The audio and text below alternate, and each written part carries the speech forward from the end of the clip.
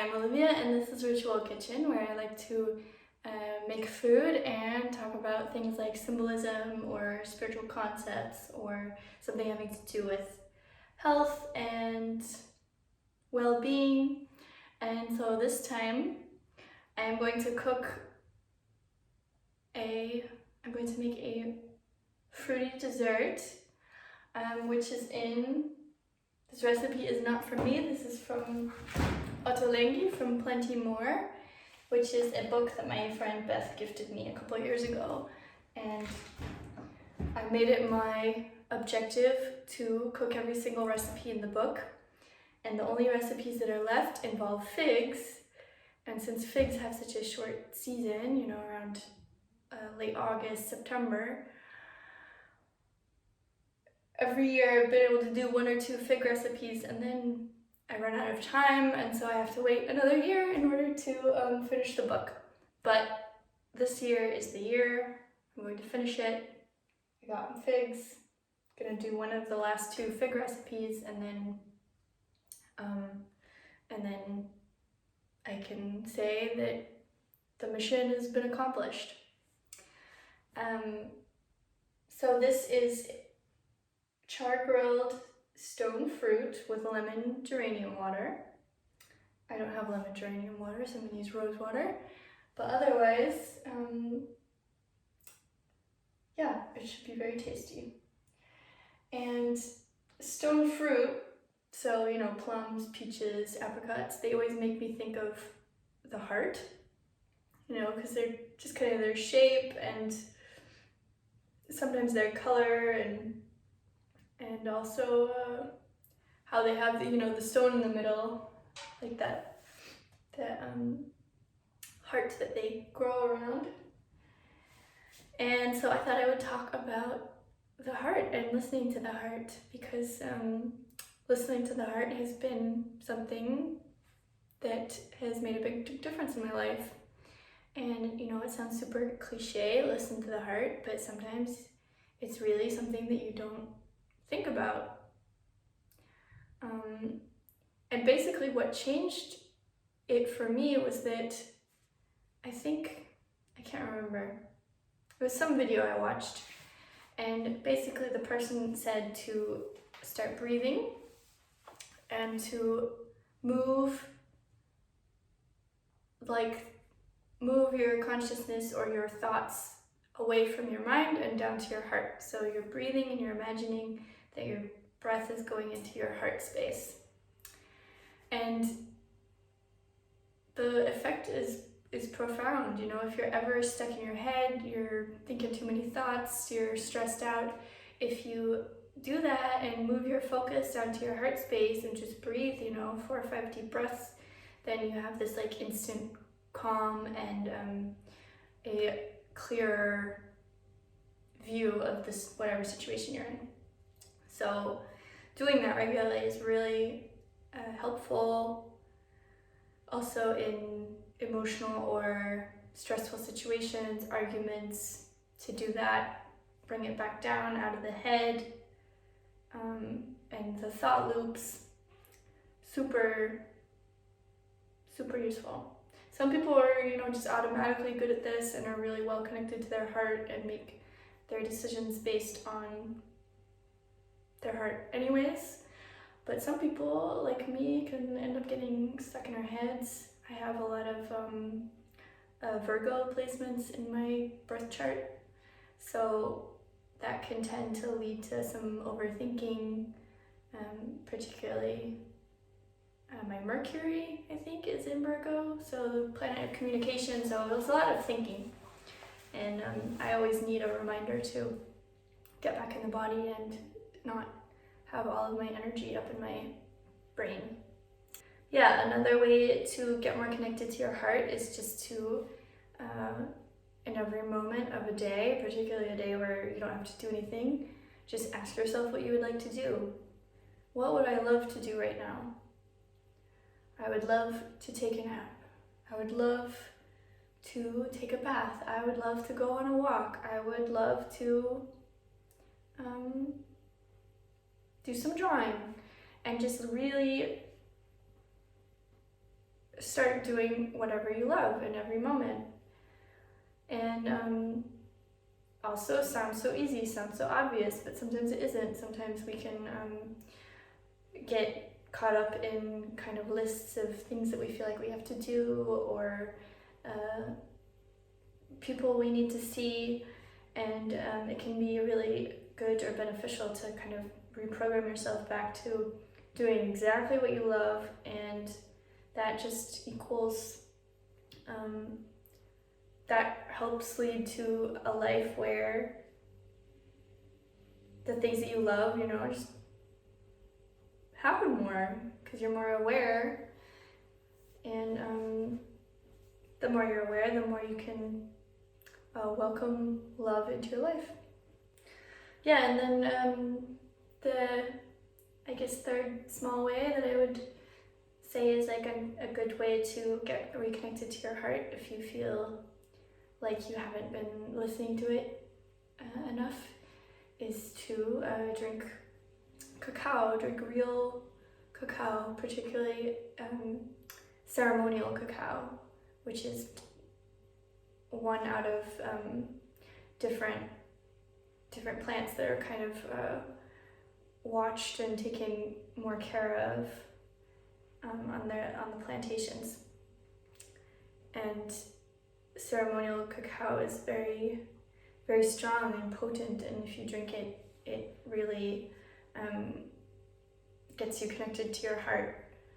People underestimate the power of real cacao and only think about store-bought chocolate. Yeah, I mean, a lot of people are familiar with the feeling of craving chocolate as something comforting, or giving chocolate to your loved ones. And so there is a small essence of the real feeling of cacao in those products, but it's not the real deal. So if you have real cacao, then it is a very heart-opening, it's a very heart-opening plant. Like, it literally has chemicals in it that widen or like help blood flow through your body. So it literally opens your heart more. Cacao has serotonin in it, which we often refer to as the like happiness hormone. It has oxytocin in it, which we often call like the cuddly hormone. And it also contains a theobromine, which is a molecule that helps blood flow. So it literally opens your heart by letting blood flow through more. And so the other crazy neurotransmitter that it has is called phenylethylamine. And it is the same neurotransmitter that is freed up when we are in love, or like falling in love. And you can only get it though when the cacao hasn't been roasted or cooked, so in like raw cacao mass. So that's why you don't get it in chocolate at all. But yeah, the combination of theobromine and that, and oxytocin and serotonin, all these things you can get in raw cacao. So it's truly a magical plant, and can help you connect to your heart better. And yeah, so I'm going to now make this heart fruit salad dessert thing. And yeah, I've cut up my nectarines, and I'm gonna give the apricots a little wash and clean them up too, cut them up.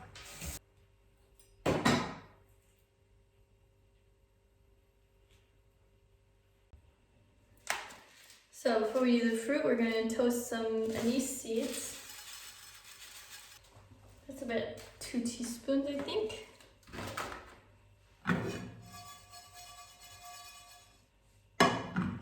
When I was younger, I couldn't stand any of those flavors like anise, fennel, tarragon, licorice. It was all, I don't know, too much, but and the right combination with like fruit, with sweets. For some reason it's just magical.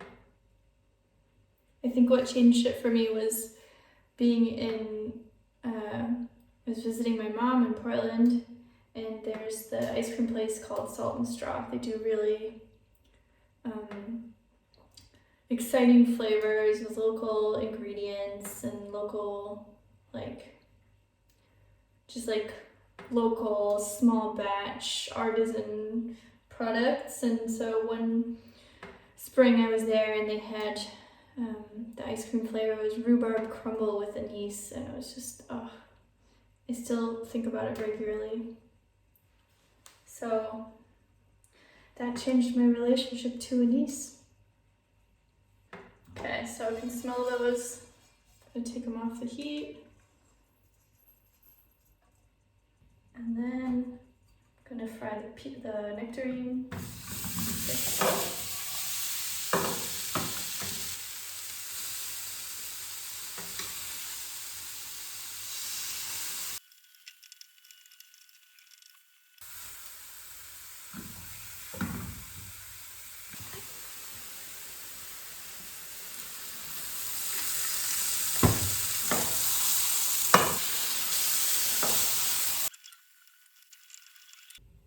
Here we have the tasty grilled fruit with olive oil. It's gonna be yum. And then the other thing is we're mixing 150 grams of yogurt, full fat.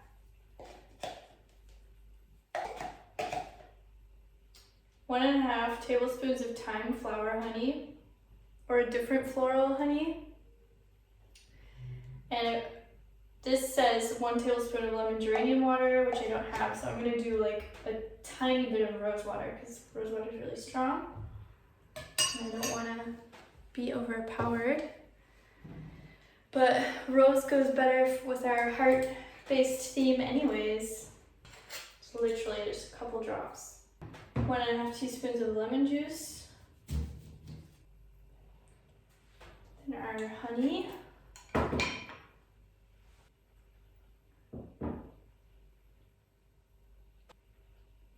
Really excited for this. The recipe calls for 3 big figs, but I have 4 little figs. The taste, the texture, the whole bug climbing in and dying thing.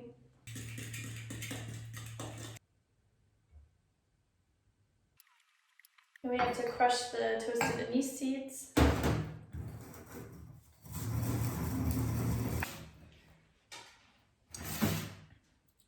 Okay, now comes the moment of assembly.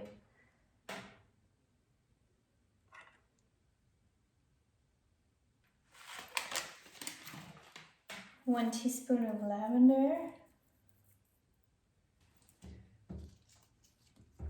And 10 grams of basil. And then we sprinkle the anise seed over it. Oh my gosh. Yum! Honestly, cooking the recipes in this cookbook also was, filled me with so much joy and love.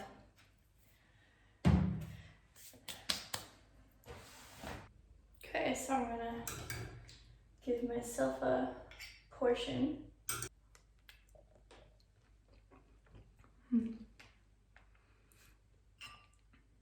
Yeah, it's really nice and not too sweet, which is so good. It's just fresh fruit, olive oil, and herbs.